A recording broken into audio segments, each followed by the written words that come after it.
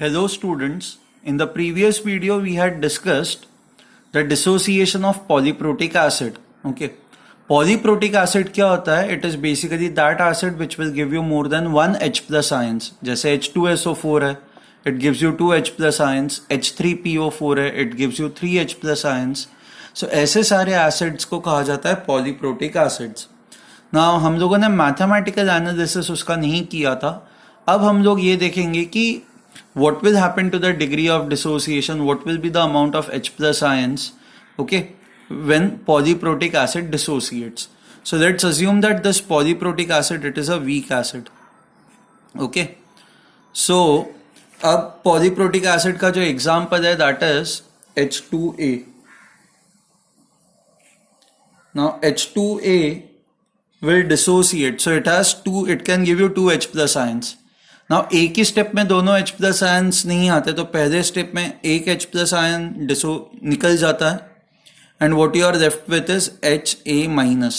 Okay, and step 2 जो है, उस स्टेप 2 में क्या होता है, HA माइनस डिसोसिएट होता है to form H plus and A पे अब -2 चार्ज आएगा.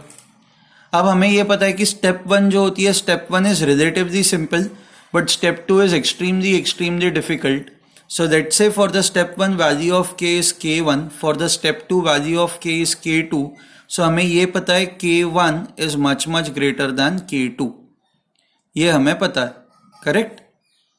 ये हम लोगों ने लास्ट वीडियो में ही देखा हुआ था. Now let's say H2A का initial concentration is C. Now this is 0, this is 0. अच्छा, यहां पे क्या होगा, कुछ रिएक्ट करेगा, सो C माइनस C अल्फा 1, तो ये प्लस C अल्फा 1 होगा, this will B plus C alpha 1. So finally what you would have is C 1 minus alpha 1, this will be C alpha 1, this will be C alpha 1. अब step 2 में जाते हैं. Step 2 में HA minus का जो initial concentration है, ये हमें कंसिडर करना होगा C अल्फा 1. H प्लस हमारे पास ऑलरेडी इतना प्रेजेंट है, that is C alpha 1, this is 0. So this is initial concentration for step 2. मान लो यहाँ पे रिएक्ट कितना करेगा, ये जो भी आपका इनिशियल कॉन्सेंट्रेशन है, that is C alpha 1 into हम लोग डिग्री ऑफ डिसोसिएशन करता है ना. जैसे यहाँ पे इनिशियल कॉन्सेंट्रेशन C था, तो आप C इंटू अल्फा करते हो, तो यहाँ पे आपका initial concentration C into alpha 1 है, तो आप ये वाले स्टेप में क्या करोगे, initial concentration that is C into alpha 1 into degree of dissociation, ये हो जाएगा माइनस, ये प्लस, ये जितना डिसोसिएट हो रहा है उतना ही और फॉर्म होगा, सो C अल्फा 1 अल्फा 2, ये भी उतना ही फॉर्म होगा, C alpha 1 alpha 2. Now when you look at your final concentrations would be C alpha 1 minus alpha 2. This will become C alpha 1 plus alpha 2, and this is C alpha 1 alpha 2. This is what you would get. Okay. Now यहाँ पे expression for K1 can be written as concentration of H plus into concentration of HA minus divided by concentration of H2A. Now you have to understand that, मान लो अगर जो कोई container है, तो इस container में ये सारी स्टेप्स जो है ये साइमल्टेनियसली हो रही है. ऐसा नहीं होता कि ये होके रुक जाएगा. मतलब कंटेनर के अंदर अब क्या क्या चीजें होंगी, H2A होगा, कुछ H प्लस आयंस होंगे, HA माइनस होंगे एंड A माइनस 2 होगा. ये सारी चीजें इस कंटेनर के अंदर प्रेजेंट होंगी. Okay, fine. नाउ इसमें H2A का कॉन्सेंट्रेशन कितना होगा, it will be C into 1 minus alpha 1. H plus का कॉन्सेंट्रेशन कितना होगा, ये तो इतना फर्स्ट स्टेप के बाद था ना. फाइनली जब ये रिएक्शन हो जाता है तो final concentration of H plus is this, final concentration of HA minus is this, and final concentration of A minus 2 बस यहीं पे बन रहा है, it will be equal to this. Okay, so K1 is equal to H plus into HA minus divided by H2A. So I can write K1 as H plus का concentration as C alpha 1 plus alpha 2. HA minus is C alpha 1 minus alpha 2 divided by concentration of H2A. H2A का concentration है C1 minus alpha 1. This is what you would get. C cut हो जाएगा, so let me write K1 as K1. ये एक C और C cut हो जाएगा, सो ये बचेगा C. Alpha 1 into alpha 1 is alpha 1 square.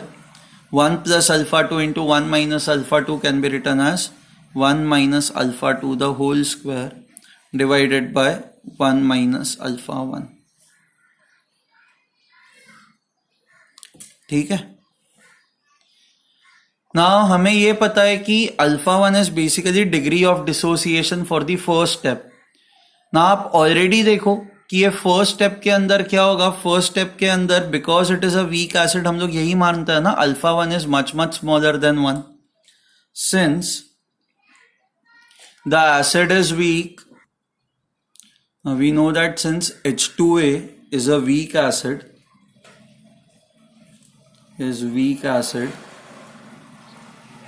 हम लोग ये अज्यूम कर सकते हैं ना कि ये पहला degree of dissociation could be this.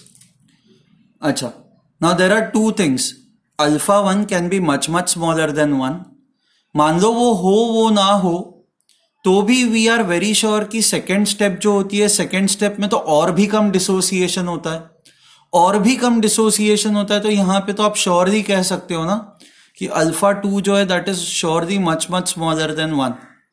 So if alpha 2 is much much smaller than 1, तो अल्फा 2 को हम लोग इग्नोर कर सकते हैं, क्योंकि alpha 2 if it is much much smaller than 1, तो this can be ignored with respect to this.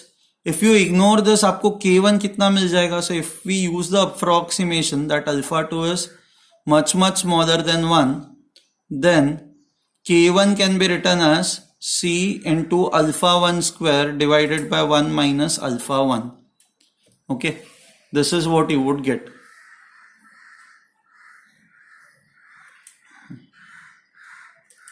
Okay, now using this you can find out alpha 1, that is degree of dissociation. ये आप find out कर सकते हो.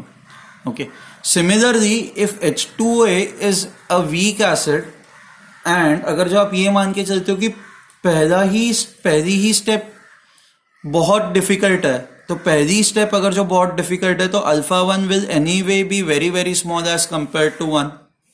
सो alpha 1 will be very very small as compare to 1. So therefore यहां पे जो 1 minus alpha 1 है, 1 minus alpha 1 को भी आप 1 लिख सकते हो. So therefore I can write K1 as C into alpha 1 square. 1 minus alpha 1 can simply be written as 1. So alpha 1 will be equal to square root of K1 by C. So this is degree of dissociation for step 1. Okay. Now for step 2 ये expression किस तरह से लिखा जाएगा. K2 can be written as this into this divided by this. So K2 can be written as H plus into minus 2 divided by HA minus. So K2 can be written as C alpha 1 into 1 plus alpha 2 into C alpha 1 alpha 2 divided by C alpha 1 1 minus alpha 2. Okay. So this is equal to K2. C alpha 1 cut हो जाएगा. What you would be left with is 1 plus alpha 2 upon 1 minus alpha 2. So क्या क्या चीजें cut हो जाएंगी देखो. C alpha 1 cut हो जाएगा. So let me cancel this out. अच्छा, एट द सेम टाइम हमें ये पता है कि alpha 2 is much much much smaller than 1. तो 1 plus alpha 2 and 1 minus alpha 2 को अगर जो आप इग्नोर कर दो, तो आपको K2 जो मिलेगा that will be C into alpha 1 into alpha 2. So I can get alpha 2 as K2 divided by C times alpha 1.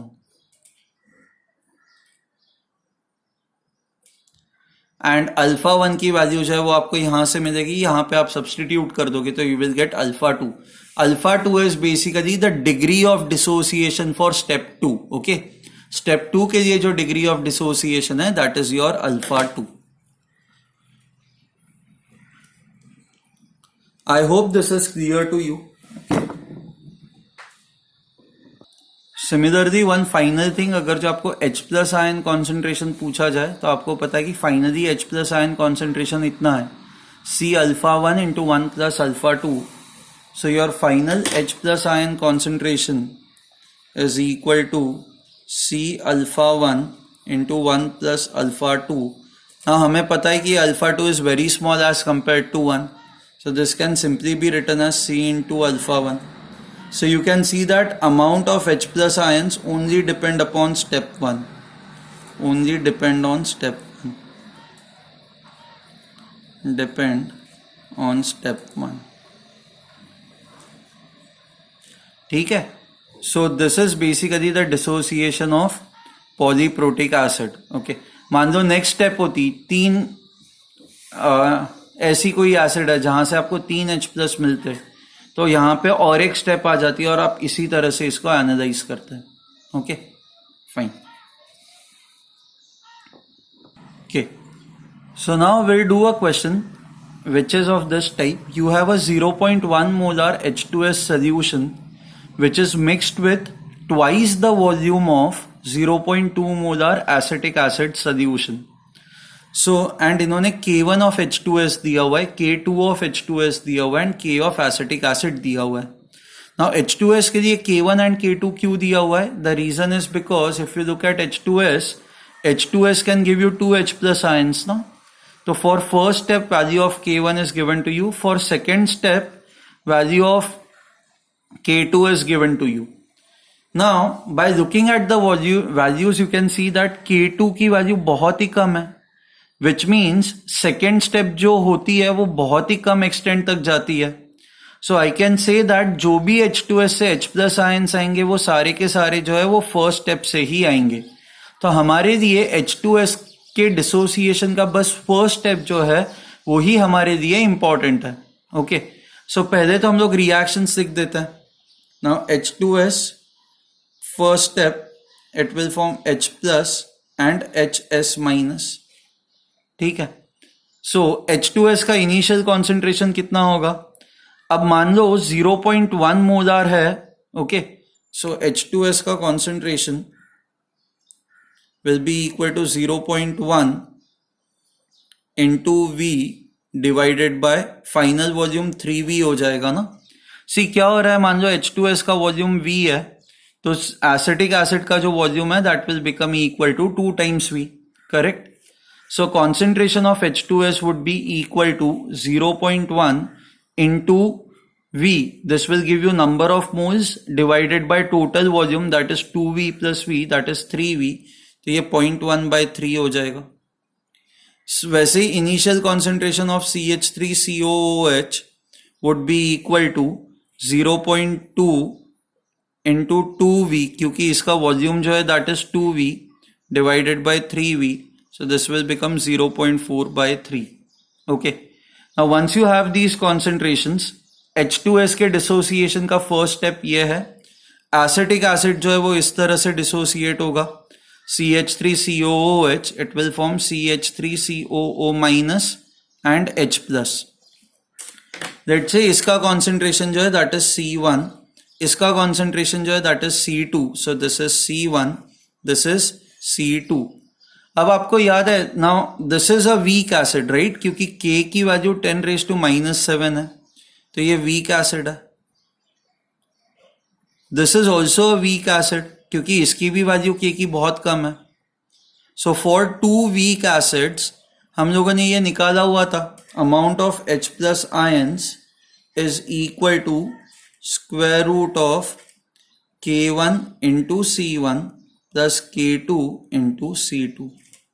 So this becomes equal to, value of K1 is 10⁻⁻7, value of C1 is 0.1/3 plus K2, value of K2 is 10⁻⁻5 and value of C2 is 0.4/3. Okay, so now this will become equal to, आपको इसको solve करना है, मान लो ये 10⁻⁻8/3 हो गया. Okay, this can be written as 10⁻⁻6 into 4/3, so that is 10⁻⁻8 into 400/3.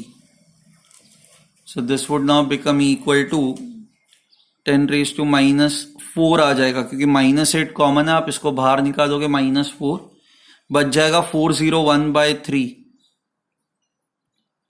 So concentration of H plus ions would be equal to 10⁻⁻4 into 401/3. 40, this is close to square root of 133, which is approximately 11.5.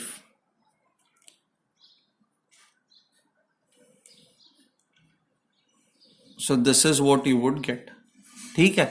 Now यहाँ पे आपको ये समझना होगा कि यहाँ से जो भी H प्लस आ रहा है स्टेप 2 से, that is very very negligible, क्योंकि ये वैल्यू बहुत ही कम है. बिकॉज ये वैल्यू बहुत ही कम है. अच्छा, इनफैक्ट आप यहाँ पे भी देखो ना, इन दोनों टर्म्स में ये टर्म ज्यादा डोमिनेटिंग है ना. This is 400/3 and this is 1/3. So if you can see that this term is very small as compare to this term. So majorly जो भी H प्लस आ रहा है वो यहीं से आ रहा है, and this is nothing but this term, and this is nothing but acetic acid. तो आप खुद ही देखो कि 10⁻⁻5 और 10⁻⁻7 में ही इतना डिफरेंस क्रिएट हो रहा है. तो 10⁻⁻7 एंड 10⁻⁻14 में तो कितना बड़ा डिफरेंस क्रिएट होगा. इसी आप जो है वो इसको इग्नोर कर देते हो. ठीक है, फाइन. मान लो आपको अब concentration of HS minus find out करना है, या फिर concentration of S-2 find out करना है. तो ये हम लोग कैसे करते हैं? So we know this that H2S will dissociate to form H plus and HS minus. Correct. Let's say इसका इनिशियल कॉन्सेंट्रेशन जो है that is C1. Let's say initial concentration is C1. अच्छा, दिस इज, इसका तो हमें concentration पता है, हम लोगों ने निकाला हुआ है. H प्लस का जो कॉन्सेंट्रेशन होगा वो इतना होगा. तो इसको अभी इग्नोर कर देता है, इसको इग्नोर कर देता है. Okay, now this would be equal to ये C1 1 minus alpha 1. This is, इसको अभी इग्नोर, क्योंकि हमें H प्लस का फाइनल कॉन्सेंट्रेशन ये है वो पता ही है. ओके, ये हो जाएगा C1 अल्फा 1. स्टेप 2 में क्या होगा, ये HS माइनस जो है, ये HS माइनस और डिसोसिएट होगा to produce H plus and S-2. So ये इस तरह से डिसोसिएट होगा. So this will be equal to C1 alpha 1. ये इसका इनिशियल कॉन्सेंट्रेशन है. H प्लस को हम लोग इग्नोर कर देंगे, क्योंकि H प्लस हमें पता है कि H प्लस का कॉन्सेंट्रेशन यही है. Okay, S-2 was initially 0. Okay, this would now become equal to C1 alpha 1 1 minus alpha 2, and this will become equal to C1 alpha 1 alpha 2. Okay, now let's write down the expression. K1 will be equal to concentration of H plus into concentration of HS minus divided by concentration of H2S. Now K1 की value हमें पता है. K1 की value कितनी है, that is 10⁻⁻7. H plus की value हम लोगों ने ये निकाली हुई है, दैट इज 10⁻⁻4 to 11.5. ठीक है. कॉन्सेंट्रेशन ऑफ HS माइनस मैं अभी के लिए ऐसे ही रख देता हूं. कॉन्सेंट्रेशन ऑफ H2S का concentration will be equal to C1 into 1 minus alpha 1. Now if you see, alpha 1 is very small as compared to 1, right? H2S के लिए डिसोसिएशन कांस्टेंट कितना है? H2S के लिए डिसोसिएशन कांस्टेंट है 10⁻⁻7. Now because this number is very very small, we can assume that ये बहुत ही कम dissociate होगा. एंड ये बिकॉज बहुत ही कम डिसोसिएट होगा, हम लोग ये मान सकते हैं कि alpha 1 is very small as compare to 1. If alpha 1 is very small as compared to 1, ये बस C1 बच जाएगा. So what you will get is HS minus is equal to C1 into 10 raised to minus 7 upon 10 raised to minus 4 into 11.5. Is this fine? तो यहाँ पे C1 की value हमें पता है, दैट इज 0.1/3. तो आप कैलकुलेट करोगे तो आपको HS माइनस का कॉन्सेंट्रेशन आ जाएगा. This is what you would gate. Fine. Okay. आपको अगर जो अल्फा 1 चाहिए तो आप अल्फा 1 कैसे निकालोगे? सी, यहां पे हमें पता है कि concentration of HS minus is equal to C1 alpha 1 minus alpha 2. Correct. ये फाइनल कॉन्सेंट्रेशन है ना, ये तो स्टेप 1 के बाद था, बट फिर ये स्टेप हो रही है तो ये आपका फाइनल कॉन्सेंट्रेशन है. ना ये जो फाइनल कॉन्सेंट्रेशन है यहां पे हमें पता है कि स्टेप 2 के लिए K की वैल्यू तो 10 रेज टू माइनस 14 है. तो ये स्टेप तो बहुत ही डिफिकल्ट होगी. Because this is very difficult, I can assume alpha 2 will be much smaller than 1. So concentration of HS minus will be equal to C1 into alpha 1. आपको HS minus का concentration ये पता है, आपको C1 की value पता है. तो अगर जो ये दोनों नंबर्स आप निकालोगे तो आपको अल्फा 1 आ जाएगा. So HS minus upon C1, this will become equal to alpha 1. I hope this is clear to you. आपको अल्फा 2 फाइंड आउट करना है. अल्फा 2 फाइंड आउट करने के लिए आपको ये एक्सप्रेशन लिखना पड़ेगा. आई राइट K2 एज, K2 को कैसे लिखेंगे? Concentration of H plus into concentration of S minus 2 divided by concentration of HS minus. ठीक है. H प्लस का जो कॉन्सेंट्रेशन है वो ये है, ये आप पुट कर दोगे. आपको हमेशा ये याद रखना है, when you want to write down the concentration, it is not the concentration which is present in that step, it is always your final concentration. So H plus का फाइनल कॉन्सेंट्रेशन इतना है, तो ये आप लिख दोगे. S माइनस 2 के लिए आप क्या लिखोगे? It is C1 alpha 1 into alpha 2. So this is C1 alpha 1 into alpha 2. अब आपको अल्फा 1 की और C1 इंटू अल्फा 1 की वैल्यू पता है ना, this is HS minus which you will get it from here. तो आपको ये पता है, ये पता है. Concentration of HS minus it will be C1 into alpha 1 into 1 minus alpha 2. वापिस ये अल्फा 2 को इग्नोर कर दोगे तो this will become equal to C1 alpha 1. I hope you have understood what we have done over here. ये C1 alpha 1 cut हो जाएगा. सो आपको K2 की जो वैल्यू मिलेगी एंड H प्लस की जो वैल्यू मिलेगी वो आप सब्सटीट्यूट कर दोगे तो आपको अल्फा 2 मिल जाएगा. फाइन. तो आपको सेकेंड स्टेप के लिए degree of dissociation find out करनी हो तो आप सेकेंड स्टेप के लिए K2 का एक्सप्रेशन लिखोगे. फर्स्ट स्टेप के लिए degree of dissociation find out करनी है तो फर्स्ट स्टेप के लिए K1 का एक्सप्रेशन लिखोगे. आपको इसका कॉन्सेंट्रेशन चाहिए तो आप सेकेंड स्टेप K2 का एक्सप्रेशन लिखोगे. ठीक है. आपको इसकी वैल्यू चाहिए तो ये फर्स्ट स्टेप में भी आ रही है और सेकेंड स्टेप में भी आ रही है. तो आपके लिए दोनों स्टेप्स इंपॉर्टेंट है. I hope you are understanding this. So जैसे HS माइनस का फाइनल कॉन्सेंट्रेशन ये नहीं है, HS माइनस का फाइनल कॉन्सेंट्रेशन जो है वो ये है. Fine. So while determining final concentrations, it is very important that you consider all the steps and एक बार सारे steps आपने समझ लिए उसी के बाद आप final concentration निकालोगे. Okay. Now हम लोग यहाँ पे ये मान रहे कि alpha 1 is very small as compared to 1, alpha 2 is very small as compared to 1. Whenever you use such assumptions, आपको हर बार एक चीज चेक करनी है कि एक बार आपको alpha 1 मिल जाता है या फिर आपको alpha 2 मिल जाता है तो whether it is very very small as compare to 1, आपने जो अजम्पशन दिया है वो राइट है या रॉन्ग है वो आपको एक बार बस चेक करना है. ठीक है. So I hope this is clear to you कि जब ये पॉलीप्रोटिक सॉल्वेंट्स होते हैं तो इनको किस तरह से एनालाइज करना है. ठीक है. Okay, let's look at something called as isohydric solutions. Now isohydric solutions क्या होता है? मान लो आपके पास एक कंटेनर है जिसके अंदर there are 2 acids HA1 and HA2. ये 2 एसिड्स ये कंटेनर के अंदर आप लोगों ने डाले हुए हैं. सो HA1 is also giving you H plus ions, HA2 is also giving you H plus ions. Okay. Now common ion effect कब पिक्चर में आता है? कॉमन आयन इफेक्ट पिक्चर में तब आता है जब concentration of this H plus ions and concentration of this H plus ions is different, अगर जो यहाँ से जो H प्लस आयंस आ रहे हैं एंड यहाँ से जो H प्लस आयंस आ रहे हैं इनके कॉन्सेंट्रेशंस अलग हो, तब कॉमन आयन इफेक्ट पिक्चर में आता है.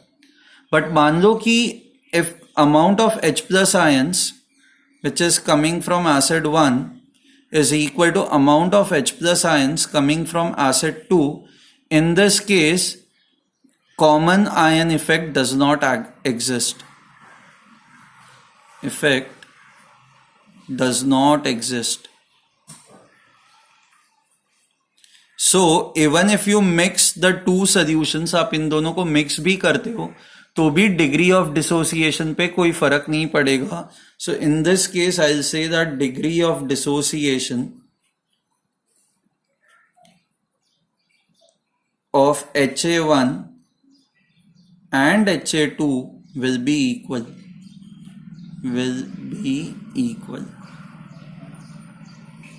ठीक है.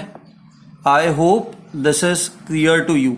सो कॉमन आयन इफेक्ट कब आता है पिक्चर में? ये तब आता है जब जो कॉमन आयन हो उसके कॉन्सेंट्रेशंस डिफरेंट हो. बट मान लो कि यहाँ पे जो आपका कॉमन आयन है दैट इज H प्लस, यहाँ पे भी और यहाँ पे भी है, एंड दोनों जगह से जो H प्लस आ रहा है वो अगर जो उनका कॉन्सेंट्रेशन इक्वल है, तो आप जब इसको और इसको मिक्स भी करते हो तो भी डिग्री ऑफ डिसोसिएशन पे कोई फर्क नहीं पड़ेगा. डिग्री विल बी इक्वल नहीं, will remain constant. Will remain constant. जो प्रीवियस थी वही डिग्रीज ऑफ डिसोसिएशन होंगी. सो मान लो यहाँ पे डिग्री ऑफ डिसोसिएशन इसके लिए अल्फा 1 है, इसके लिए डिग्री ऑफ डिसोसिएशन अल्फा 2 है. लेट्स सी ये एसिड का इनिशियल कॉन्सेंट्रेशन C1 है एंड ये एसिड का इनिशियल कॉन्सेंट्रेशन C2 है. तो if H plus ions coming from here is equal to H plus ions coming from here, we know that यहाँ से जो H प्लस आयंस आएंगे that will be C1 alpha 1, यहाँ से जो H प्लस आयंस आएंगे that will be C2 alpha 2. So you can also use this C1 alpha 1 is equal to C2 alpha 2. So I hope you have understood this, that when the concentration of common ions is same, उस case में common ion effect does not exist. Your degree of dissociation or degree of ionization will remain constant. जितना पहले था mix करने के बाद भी ये उतना ही रहेगा. ऐसे सॉल्यूशंस को कहा जाता है आइसोहाइड्रिक सॉल्यूशंस. ओके. सिमिलरली मान लो ये दो एसिड्स है HA1 एंड HA2.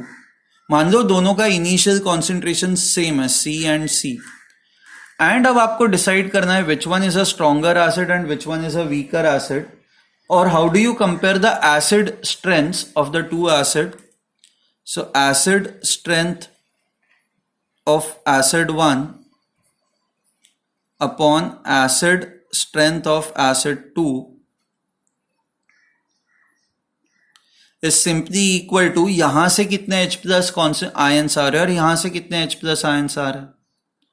सी इसके लिए कॉन्सेंट्रेशन इक्वल रखना जरूरी है क्योंकि हमें यह पता है कि amount of H plus ions also it depends on two things. Amount of H plus ions जो होता है वो होता है C into alpha, right.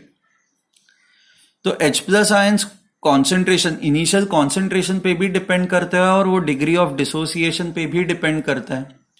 Now जो स्ट्रॉन्गर एसिड होगी वो ज्यादा डिसोसिएट होगी एंड जो वीकर एसिड होगी वो कम डिसोसिएट होगी. तो एसिड स्ट्रेंथ को मेजर करने के लिए हम लोग इन दो एसिड्स का कॉन्सेंट्रेशन सेम रखता है. सो जब आप दो एसिड्स का कॉन्सेंट्रेशन सेम रखते हो तो आपको बस ये रेशियो निकालना है कि एसिड 1 से कितने H प्लस आयंस आ रहे हैं और वैसे ही एसिड 2 से कितने H प्लस आयंस आ रहे हैं. एसिड 1 से कितने H प्लस आयंस आएंगे? मान लो यहाँ पे degree of dissociation is alpha 1, यहाँ पे degree of dissociation is alpha 2. तो यहां से कितने H प्लस आयंस आएंगे? C इंटू अल्फा 1, एंड यहां से कितने आयंस आएंगे? C into alpha 2. So this is equal to alpha 1 upon alpha 2. So acid strength of 1 divided by acid strength of acid 2, this is simply equal to alpha 1 upon alpha 2. I hope this is clear to you. हमें यह पता है कि alpha can also be written as square root of K by C. So that is why alpha 1 upon alpha 2 can also be written as square root of K1 by K2. तो अगर जो आपको acid strength compare करनी है तो आप acid strength इस तरह से कंपेयर करोगे.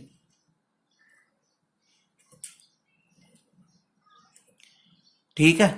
सो यहाँ पे बेसिक डिसोसिएशन जो है, dissociation of weak acid, different types of acids, different types of basis, mixtures, ये सारी चीजें खत्म होती है. नेक्स्ट लेक्चर ऑनवर्ड्स अब हम लोग स्टार्ट करेंगे something called as hydrolysis reaction. Okay, fine, will stop this lecture over here. Thank you.